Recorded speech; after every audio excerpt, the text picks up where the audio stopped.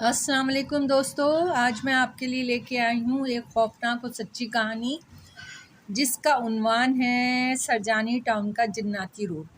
میرا نام ڈاکٹر سلیم ہے۔ میں ایک جنرل فزیشین تھا۔ میں اچھی شہرت کا مالک تھا اور میں انسانیت کی خدمت کو اپنا اولین فرض سمجھتا تھا۔ ایک دن میں دیر سے گھر لوٹا، کوئی ایمرجنسی کی وجہ سے۔ ابھی میں نے اپنا بریف کیس رکھا ہی تھا کہ مجھے ایک فون آیا جو ہمارے ملازم کی بیٹی کا تھا۔ وہ رو رو کے کہہ رہی تھی۔ میں نے اس سے کہا، پہلے تم رونا بند کرو، پھر مجھے بتاؤ کیا ہوا۔ کچھ دیر بعد وہ نارمل ہو کے بولی، ڈاکٹر صاحب، ابا کی طبیعت بہت خراب ہے، یہاں کوئی ہاسپٹل نہیں کھلا ہوا ہے، آپ پلیز آ جائیں۔ میں نے وال کلاک پہ ٹائم دیکھا، 12:05 ہوئے تھے۔ میں نے اسے تسلی دی، ٹھیک ہے میں آتا ہوں، تم پریشان نہ ہو۔ میں فیڈرل بی ایریا میں رہتا تھا اور وہ سرجانی میں۔ خیر میں نے کچھ ضروری سامان بریف کیس میں رکھا اور گاڑی کی چابی اٹھا کے کمرے سے باہر آ گیا۔ امی نے مجھے آواز دی، سلیم کہاں جا رہے ہو؟ میں نے امی سے کہا، امی ایمرجنسی ہے، اور گاڑی میں بیٹھ کے گاڑی سٹارٹ کر دی۔ سردیوں کی سرد رات تھی۔ جب میں ناگن کراس کر کے سرجانی والی روڈ پر آیا تو وہاں ہو کا عالم تھا، اندھیرا بھی بہت تھا اور پھر روڈ بھی بہت ٹوٹی پھوٹی ہوئی تھی۔ میری گاڑی روڈ پر ہچکولے کھا رہی تھی۔ جب میں 2 منٹ کی چورنگی سے گزرا تو مجھے بند گاڑی میں بھی شدید بدبو آنے لگی، میرا سانس گھٹنے لگا۔ میں نے اپنی گاڑی کی اسپیڈ بڑھا دی۔ میں اسپیڈ سے گاڑی چلا رہا تھا کہ کوئی سیاہ سی چیز میری گاڑی کے سامنے سے گزری۔ میں نے ایک دم گاڑی کو بریک لگائے، گاڑی بریک کی چرچراہٹ کے ساتھ رک گئی۔ میں جلدی سے گاڑی کا دروازہ کھول کر نیچے اترا اور جھک کر دیکھا تو وہاں ایک کالے رنگ کا بلّا تھا جو میری گاڑی کے نیچے آ گیا تھا اور مر گیا تھا۔ اس کی سفید آنکھیں جن میں پتلیاں نہیں تھیں مجھے گھور رہی تھیں اپنی بے جان آنکھوں سے۔ مجھے بہت افسوس ہوا۔ میں نے اسے سائڈ پر رکھنے کے لیے ہاتھ بڑھایا ہی تھا کہ بلے نے جمپ لگا کے اتنی زور سے میرے منہ پہ پنجہ مارا اور میں دور جا گرا اور بے ہوش ہو گیا۔ جب میں ہوش میں آیا تو میں ایک ہاسپٹل میں تھا۔ میں کافی زخمی تھا اور اس کے علاوہ میرے منہ پہ جو نشان چھپا ہوا تھا وہ کسی بلی یا انسان کا نہیں تھا۔ میرے گھر والے سب پریشان تھے، بولے کیا ہوا ہے اور تم سرجانی میں کیا کر رہے تھے؟ میں جب قدرے ٹھیک ہونے کے بعد میں نے اپنے سب گھر والوں کو سب باتیں بتائیں اور پوچھا، فضلو بابا اب کیسے ہیں؟ ابو نے تعصب سے کہا، ان کا تو انتقال ہو گیا۔ مجھے ایک جھٹکا لگا فضلو بابا کا سن کر، کیونکہ میں نے کوشش کی تھی کہ ان کے پاس جاؤں۔ میرے گھر والوں نے بتایا کہ اس واقعے کے بعد میرا رویہ یکسر بدل گیا تھا۔ میں زیادہ تر غصے میں رہنے لگا تھا۔ رات میں گھر سے نکل کر ویران سڑکوں پہ گھومتا۔ اگر کوئی مجھے روکنے کی کوشش کرتا تو میں ہائپر ہو جاتا۔ اب میرا دل جاب میں بھی نہیں لگتا تھا۔ اپنے کولیگ سے بدتمیزی سے بات کرتا، پیشنٹ کو بلا وجہ ڈانٹتا، جبکہ میں بہت نرم مزاج کا تھا۔ ایک دن ہماری پھپھو میری خیریت پوچھنے آئیں۔ ان کا ایک 15 سال کا بیٹا حافظ قرآن تھا۔ اس نے جیسے ہی مجھے مصافحہ کیا مجھے ایسا لگا جیسے کوئی گرم چیز میرے ہاتھ پہ رکھ دی ہو۔ میں نے فوراً اپنا ہاتھ کھینچا اور ایک زوردار تھپڑ اس کے منہ پہ دے مارا۔ وہ تھپڑ کھا کے دور جا گرا۔ امی اور ابو میری اس حرکت پر بھاگ کے پھپھو کے بیٹے کی طرف آئے، اسے اٹھایا۔ وہ حیرت سے اپنے گال پہ ہاتھ رکھ کر مجھے دیکھ رہا تھا۔ پھپھو بھی حیران تھی کہ مجھے کیا ہوا ہے۔ میں تو بہت باادب تھا۔ ابو نے پھپھو سے معافی مانگ کر کہا، اسے کچھ دنوں سے کچھ ہو گیا ہے، بہت عجیب حرکتیں کر رہا ہے۔ پھپھو بولی، بھائی اسے کسی صاحب علم کو دکھائیں، یہ ہمارا سلیم نہیں کر رہا ہے۔ ابو بولے، میں سوچ رہا ہوں اسے کسی نفسیاتی ڈاکٹر کے پاس لے جاؤں۔ پھر دوسرے دن ابو نے میرے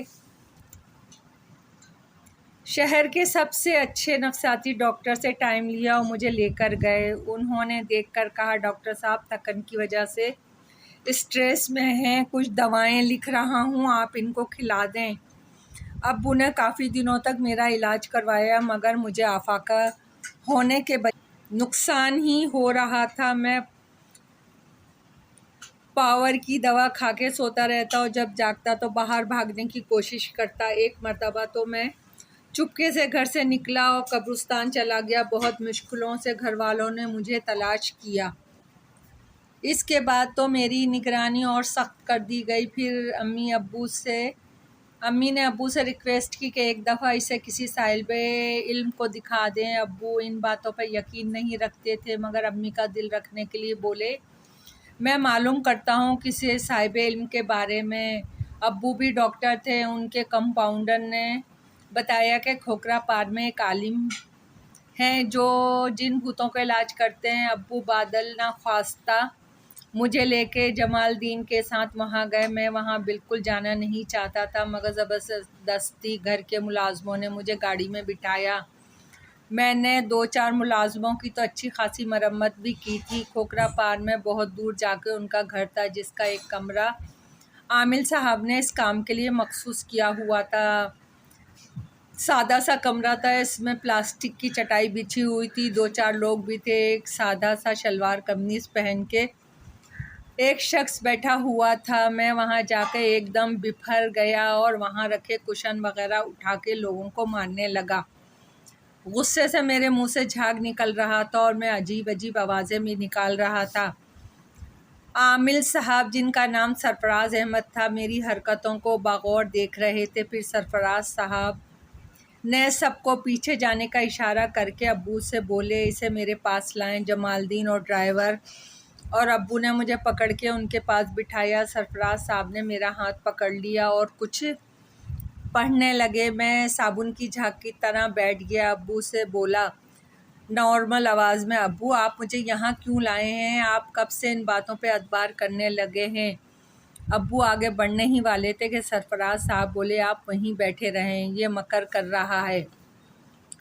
सरफराज साहब ने पानी के छींटे मेरे मुंह पे मारे। मैं एकदम पहली वाली हालत में आ गया और सरफराज साहब को ऑल फोल बकने लगा। वो मुस्कुराकर बोले, आ गए अपनी औकात पर? चल भाई, अब बता तू कौन है और इस नौजवान के पीछे क्यों पड़ा है? मैं बोला, नहीं बताता तुझे सरफराज साहब। क्यों नहीं बताता? मैं बोला, मेरी मर्ज़ी। सरफराज साहब संजीदगी से बोले, यहाँ तेरी मर्ज़ी नहीं चलेगी, तू बहुत अपनी मर्ज़ी कर चुका है, अब रास्ते पे आ जा। अरे जा, तू क्या मेरा बिगाड़ेगा? मेरा। सरफराज साहब बोले, अच्छा तो फिर मुझे तुझ पर सख्ती करनी पड़ेगी। इन्होंने एक तावीज़ निकाला, इसे जलाकर मेरे सामने कर दिया। मुझे आग लगने लगी। थोड़ी देर में भयानक आवाज़ में चीखने लगा, ना जला मुझे, ना जला। मगर सरफराज साहब ने पूरा तावीज़ मेरे सामने जलाया और मैं चीखता ही रहा। फिर बेदम होके बोला, बताता हूँ जालिम, रुक जा। सरफराज, ओ तो मैं जालिम हूँ जो तूने इस लड़के की ज़िंदगी जहन्नुम बनाई है, इसके बारे में तेरा क्या ख़्याल है?